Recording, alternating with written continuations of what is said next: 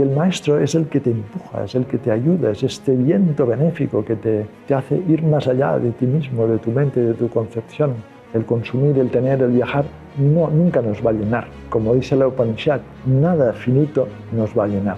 Entonces hay una regresión, aquella libertad que habíamos muchos luchado para obtener ahora, la libertad de comprensión del mundo molesta. Hay una única forma. Si no despertamos rápido, pronto y muchos, entraremos en una tiranía tecnocrática por medio de la máquina y de la manipulación ya de la mente y ciertos medios, donde será difícil escapar.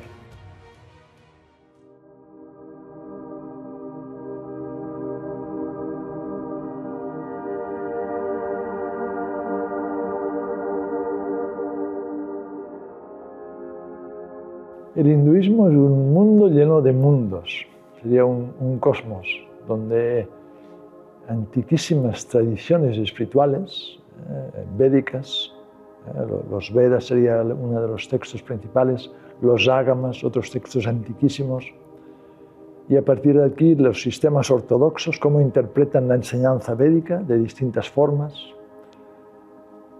los caminos que dan importancia a la devoción, los caminos que dan importancia a la acción o al karma, la acción adecuada, la acción armoniosa, los múltiples caminos yógicos de la meditación, el aquietamiento, los caminos del jnana o conocimiento o autoconocimiento, el conocer la esencia más allá de toda asociación con la mente, con el cuerpo.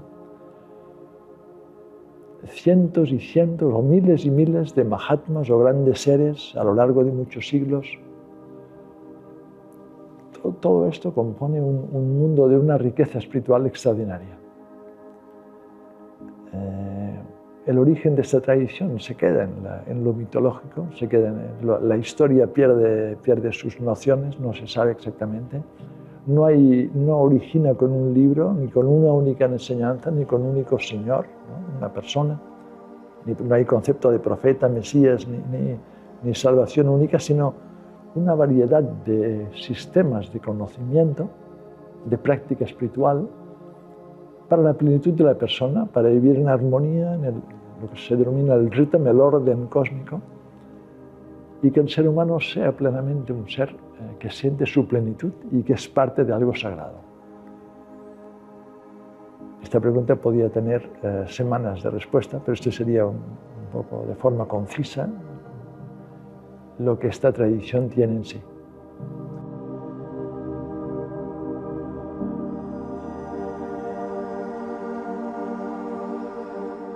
Un fenómeno colosal porque Occidente está acostumbrado o nos han acostumbrado a estos sistemas monoteístas donde la verdad es una, la religión es una y se ha impuesto una única forma de ver y han habido los herejes que terminan en la hoguera. En la India esto nunca ocurrió, en esta tradición hindú, hindúes, budistas, jainas, sikhs debatían entre distintas escuelas, los que consideraban que había una realidad dual o los que consideraban que había un único Atman, una única conciencia. Estas personas debatían, no había necesidad de pelearse y con la comprensión de que hay muchos tipos de personas diferentes que se asocian a una forma de ver el mundo. No podemos obligar a todo el mundo a una única concepción. Entonces esta libertad, esta gran amplitud, es una de las cosas más impresionantes del hinduismo. Cuando encuentras, a veces hay reuniones de sadhus, ¿no? de monjes, de escuelas completamente antagónicas a nivel de doctrina, pero entre ellos sonríen, debaten y saben que son parte de un dharma, de una comprensión del cosmos que implica o que tiene en sí muchas comprensiones, y esto es muy bello.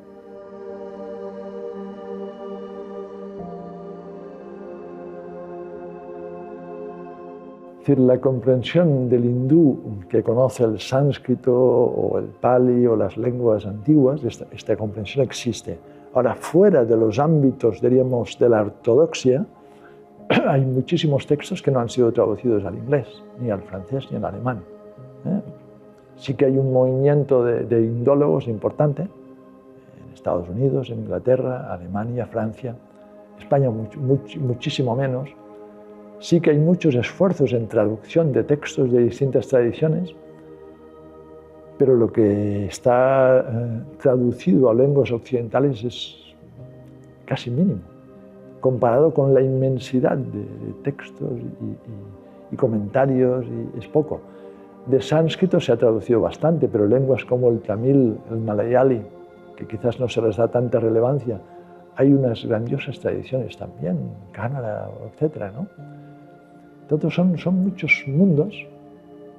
Kashmir y cuantísimos textos del shivaísmo de Kashmir que no están tampoco traducidos. No solo esto, sino el paso del tiempo y estos papiros antiguos que a veces están guardados bajo un clima o condiciones difíciles también, hace que ciertas cosas desaparezcan, por no hablar de las invasiones musulmanas, cuando destruyen las bibliotecas de Nalanda y las grandes universidades budistas. Cuánta riqueza pereció y desapareció, quizás para siempre. Pero la tradición perdura. Es decir, aunque no quedara ningún texto, el hinduismo permanecería vivo. Porque el hinduismo es una pulsación que tiene que ver con la esencia del ser humano. No hace falta un libro que te diga lo que tienes que pensar, sino es encontrar este centro que está en armonía, y aquí volvería a la tradición primordial. Siempre y cuando este receptáculo fuera suficientemente puro, libre de toda conceptualización. Sería ir a este centro que es sabiduría innata.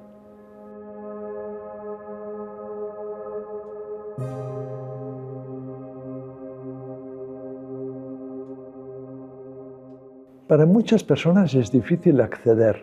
Incluso el gran tradicionalista René Guénon decía que el hinduismo era demasiado primordial para el hombre moderno. Yo creo que no. Yo creo que a medida que uno va conociendo esta tradición primordial, a medida que uno va sacralizando el universo, y muchas de las supersticiones del mundo moderno que se van despejando, van desapareciendo, y uno va ganando una nueva comprensión.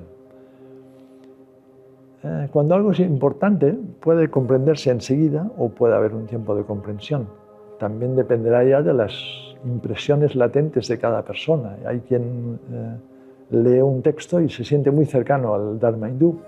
Hay quien, por su mente conceptual, posiblemente esta persona sea universitaria y está más condicionada, tiene un trabajo extra para ir comprendiendo, pero no creo que sea... es decir, francamente, pienso que para la persona indoeuropea, en su corazón, en su esencia, está mucho más cercana de la tradición hindú que de las tradiciones del desierto abrahámicas, que son otro mundo completamente distinto. Pasa que estas se nos han impuesto a la fuerza.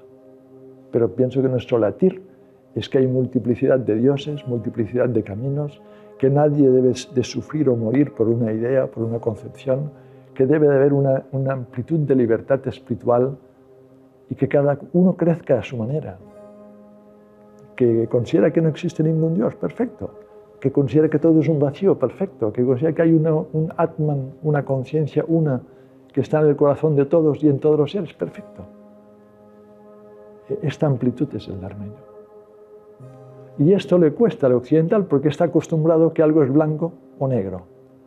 Y cuando te encuentras con esta visión, ves que es blanco, negro, azul, rojo, amarillo y infinitamente de más colores.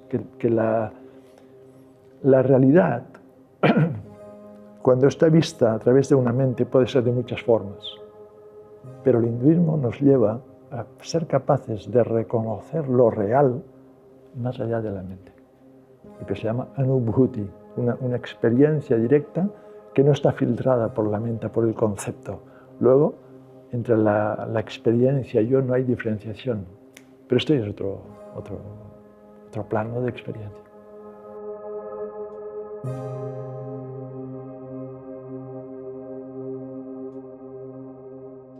Pienso que hay un interés creciente por esta tradición.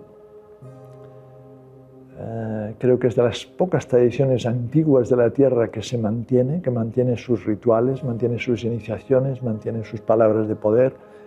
Sobre todo, y lo más importante, hay linajes de maestros que están vivos y aún pueden iniciarte y mostrarte estos caminos. Y en Occidente, ante esta grandiosa fantasía de nuestra civilización de la abundancia, hay una gran pobreza interior que muchas personas sienten. El consumir, el tener, el viajar, nunca nos va a llenar.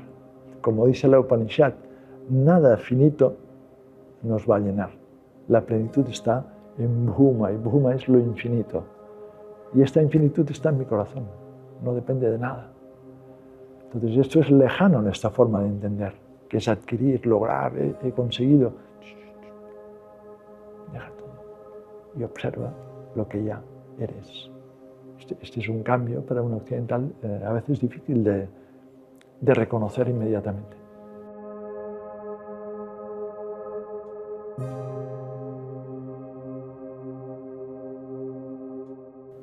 Pienso que hubo un punto cortante, hubo un antes y un después.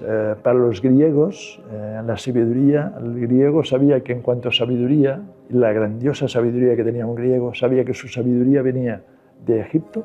Los egipcios consideraban que los griegos eran como niños, y de India. Los neoplatónicos, Plotino, estas personas, el hecho de ir a India, encontrarse con un sabio, aprender de él, era ir hacia las fuentes primordiales del conocimiento, Egipto e India en aquel momento. Cuando llega el monoteísmo todo esto se corta. No solo se cierra la Academia de Atenas y se prohíbe cualquier otra forma de pensar, sino este reconocimiento que había sapiencias más antiguas a la revelación cristiana, esto se intenta borrar. Entonces, ahora, ¿de qué se alimenta Occidente? Pues de este hinduismo, estos nuevos maestros, que algunos viajan, se han hecho conocidos, los medios de comunicación facilitan ciertas enseñanzas, pero hubo esta ruptura durante muchos siglos, hasta que Schopenhauer o personas así empezaron a valorar, ¿no?, las Upanishads. Schopenhauer decía que para él las Upanishads era la cosa más bella que había leído, que era el solaz de su vida o incluso de su muerte. O Keyserling, cuando viaja a India y dice que en Benares aún siente la sacralidad atemporal, ¿no?, y que es como si estuviera en un centro sagrado, y diciendo a la vez que Europa había perdido esto. ¿Por qué? Porque una cosmovisión que no considera el mundo sagrado, que no integra la sacralidad en todo, nos divide interiormente. Y esta división el occidental la ha sufrido durante siglos.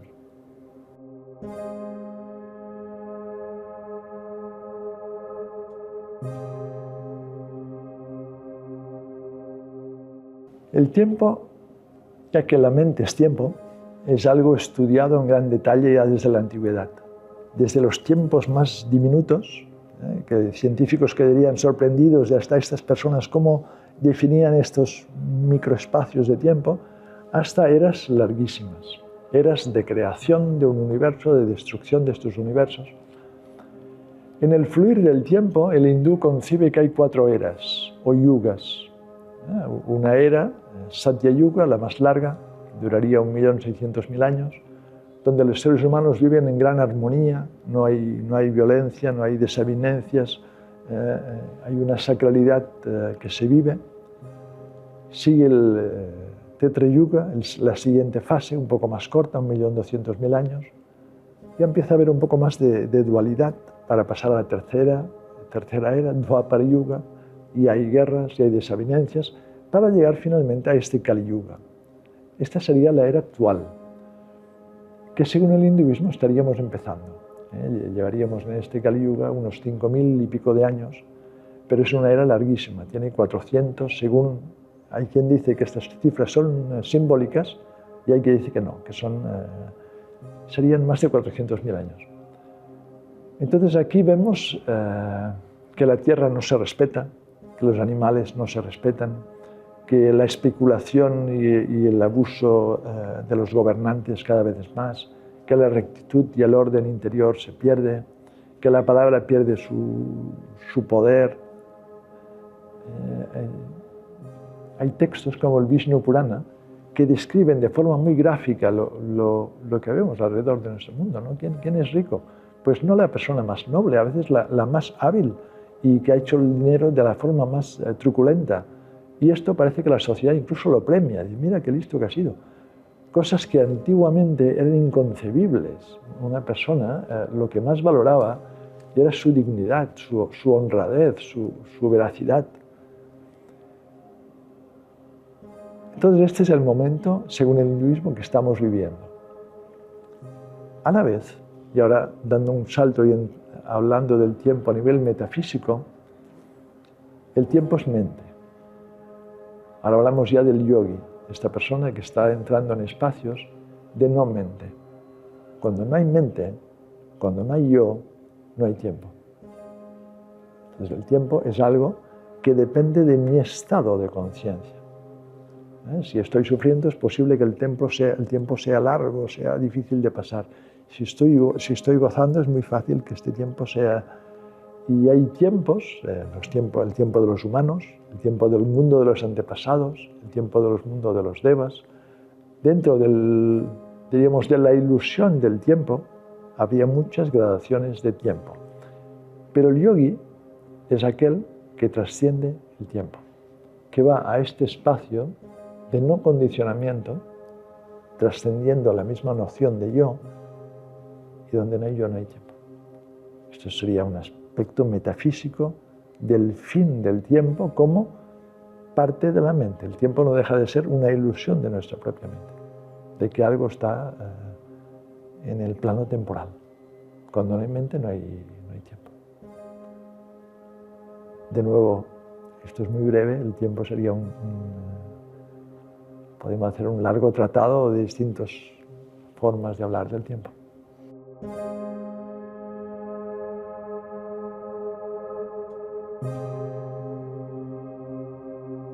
Sí, en el tantra en Occidente se asocia muchas veces a cursos de sexualidad o cosas así.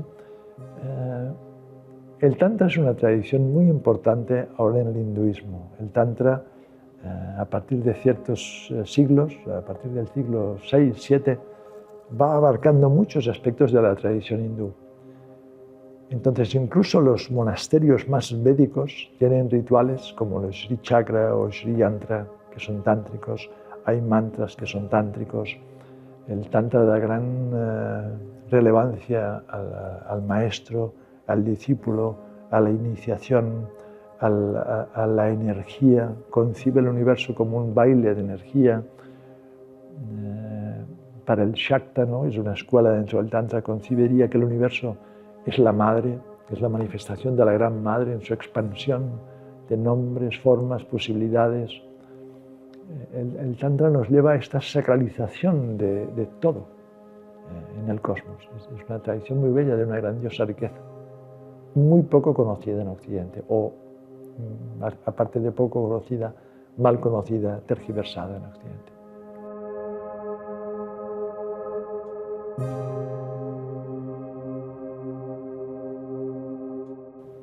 Bueno, el hindú, al menos el hindú que tienes delante, lo ve con un poco de sorpresa. En el hinduismo, ser parte de un linaje, ser parte de una tradición, ser discípulo de alguien, aprender de alguien, es decir, estas enseñanzas que no hace falta linaje ni maestro, yo mismo lo comprendo, yo mismo lo elaboro. Esto es completamente alejado del mundo tradicional, donde hay esta estampa clásica, ¿no?, del maestro enseñando al discípulo. Y el maestro es el que te empuja, es el que te ayuda, es este viento benéfico que te hace ir más allá de ti mismo, de tu mente, de tu concepción. Aquello que tú nunca alcanzarías por esta gracia, por esta bendición, lo puedes reconocer en ti. El maestro en el hinduismo es el que te hace ver que lo que él vive está en tu corazón.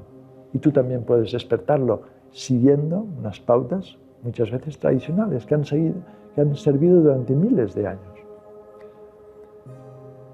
Entonces a veces es un espectáculo curioso, ¿no? Enseñanzas de que ahora cambiaremos de dimensión y todo ya estará bien. Hay enseñanzas para mí sorprendentes. Pienso que hay mucha imaginación, bastante infantilismo y una noción de ego, de yo lo puedo hacer. Y esto es lo peor que le puede pasar a un aspirante. La mayor bendición es ser capaz de tener esta humildad y dejarte bendecir, dejar que este soplo divino te eleve. La autosuficiencia en el camino espiritual no es un buen compañero, y esta nueva era está llena de esta autosuficiencia.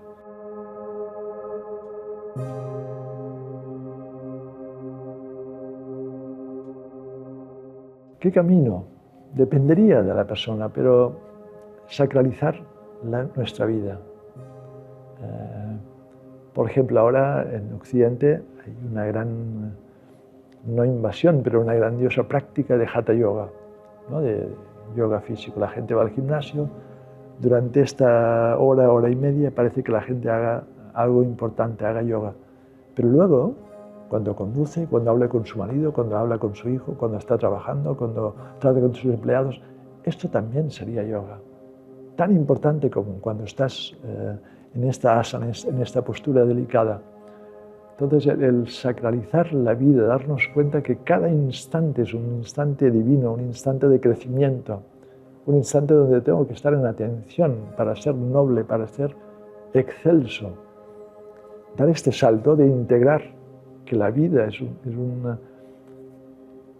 una ascensión, que la vida tiene un sentido real, que para muchas personas no lo tiene un gran sentido, y el sentido es ser cada día más libre, ser cada día menos apegado, depender cada día de menos conceptos, de menos ideas, vivir cada día más en la infinitud, trabajar para esto, desear internamente esto, sería volver a vivir de una vez. Sería un cambio en nuestra sociedad muy grande. ¿Eso es con educación? Esto sería excelente, poder educar de otra forma a las personas. Educarles que la vida tiene un grandioso sentido y hay un crecimiento interior, unos espacios, unos bhumis, unos planos interiores que uno puede descubrir. Aquí habría un gran cambio. Sin duda, la educación sería la base de todo cambio generacional que pudiera sostenerse, si no.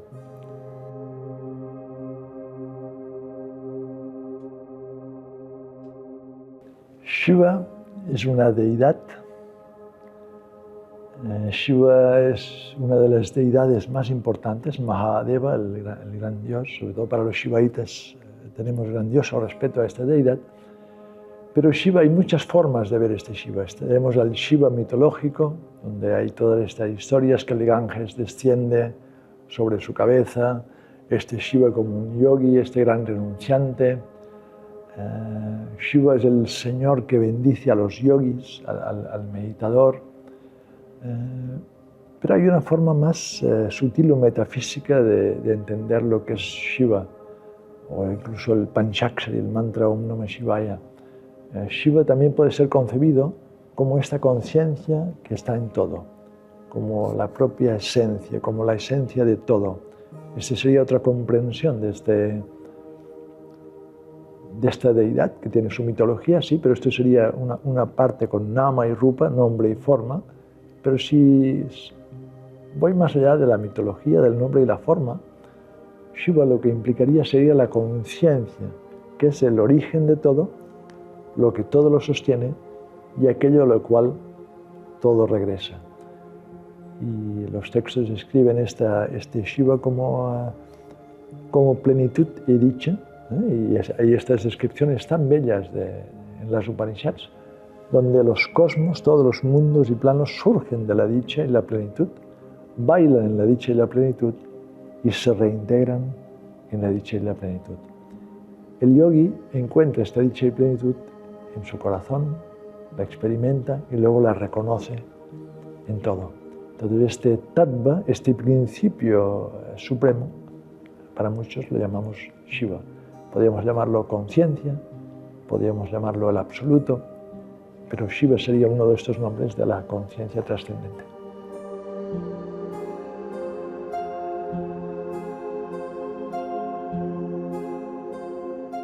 Si quisiéramos ver a nivel de escrituras o textos lo lo que es la pirámide, lo principal en el hinduismo, arriba de todo, tendríamos los Vedas. Los Vedas, para un occidental, habría una parte denominada Karma Kanda, que tiene que ver con los rituales, que puede ser no muy interesante. Pero la parte final son las Upanishads, que tienen que ver con el autoconocimiento. Este es lo que llamamos Vedanta, el fin del Veda, la culminación del Veda, que es el autoconocimiento. Luego pasaría los Smritis, sería Ramayana, Mahabharata. Ramayana es la historia de Rama, donde vemos a través de esta vida a alguien que vive por lo más excelso, por lo más noble, por lo más veraz, por lo más elevado, constantemente. Nunca se considera a sí mismo, sino vive por el Dharma, por la corrección. El Mahabharata es un texto muy largo y de una sabiduría impresionante. Se le denomina el quinto Veda.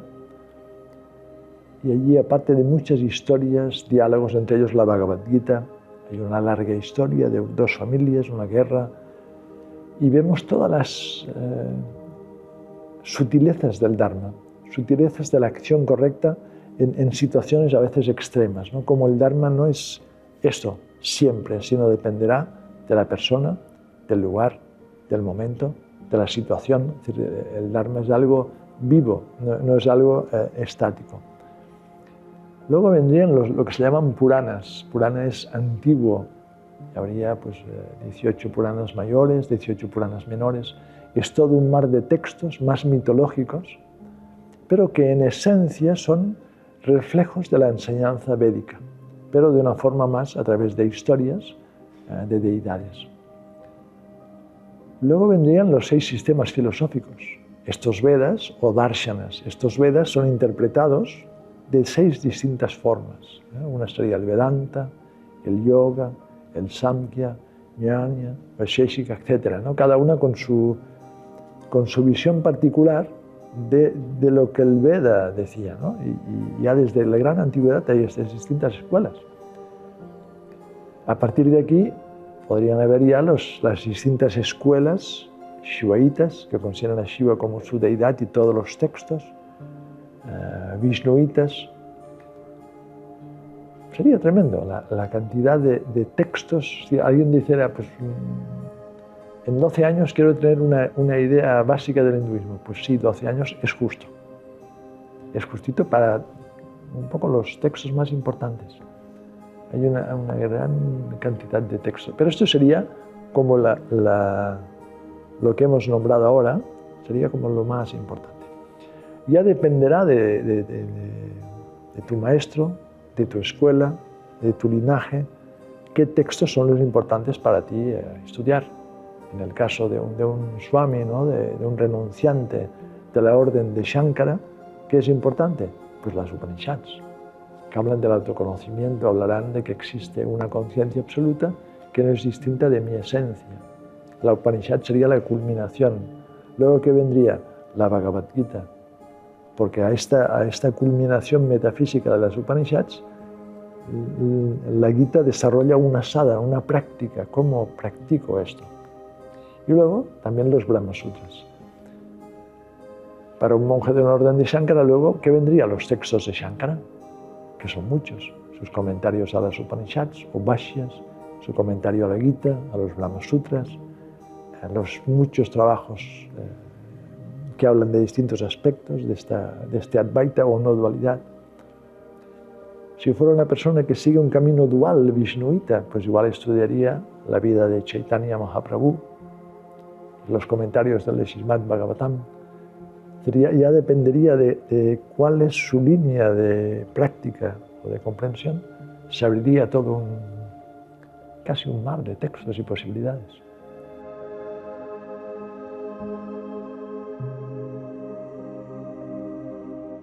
Considero que estamos en un momento histórico dramático. Si no despertamos rápido, pronto y muchos, entraremos en una tiranía tecnocrática por medio de la máquina y de la manipulación ya de la mente y ciertos medios, donde será difícil escapar.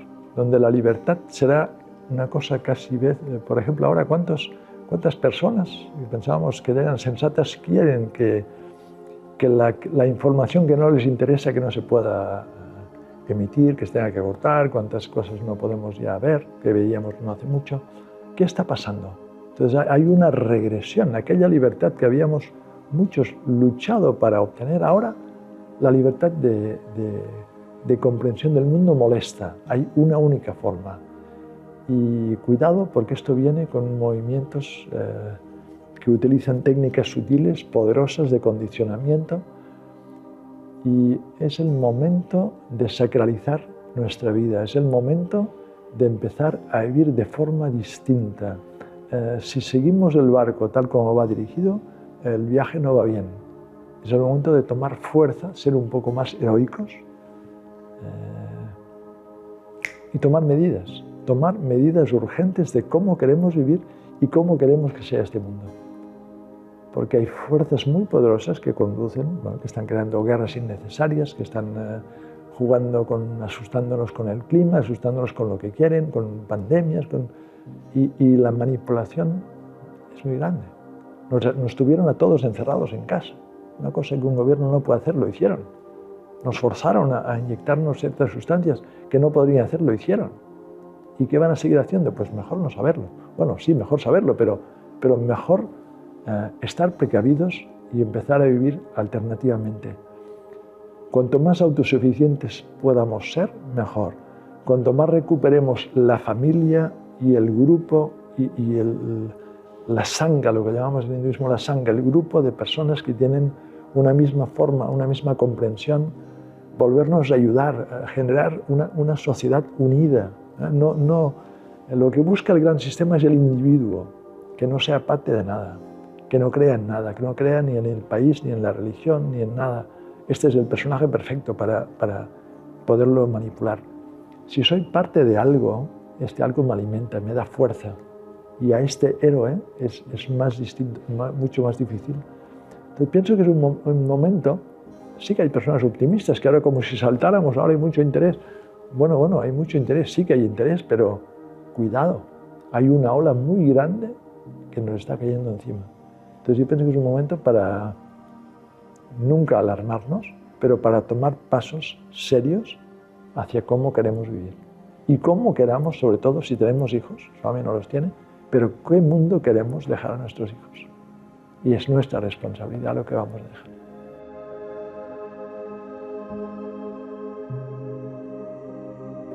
Swami no lo ve, es algo que cada uno debería de trabajarse, pero no veo ningún signo en el horizonte que muestre tal cosa. Y pienso que la máquina parece que nos da muchas opciones, pero la máquina esclaviza. Sí que YouTube es muy bonito, llega a todo el mundo, te escriben de Venezuela y tal y cual, o la enseñanza. La máquina nos esclaviza. Y muchas personas viven más horas mirando una pantalla con esta luz que no su vida real. Ya han olvidado lo que es un árbol o lo que es el cielo. Tienen que mirarlo en algún documental que se lo muestre. Y esto es muy grave. Por no hablar del tiempo que pasamos mirando las pantallitas de los teléfonos. Todo esto está mermando nuestra mente. Es peligroso con lo que estamos jugando. Y la máquina no siempre es benéfica. Hay que tener mucho cuidado con ella.